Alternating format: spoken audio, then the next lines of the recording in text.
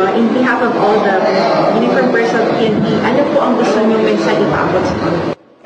Unang-una po sa atin pong pinakatatay,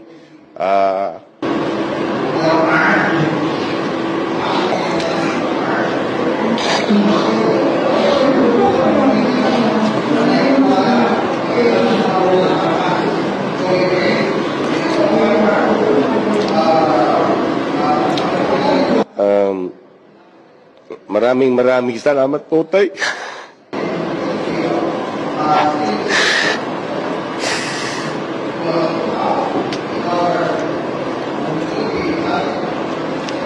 Maraming salamat po sa lahat ng paggabay.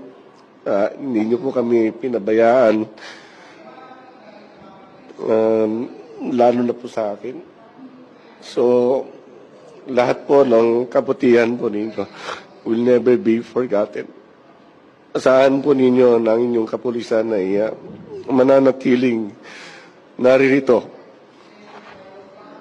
upang magbigay po ng serbisyong tama para po sa ating mga kababayan. On behalf of the 225 strong men in uniform of the Philippine National Police, on behalf of the 225,000 men and officers of the PNP, we would like to render our snappiest salute to the Commander-in-Chief. Maraming salamat po.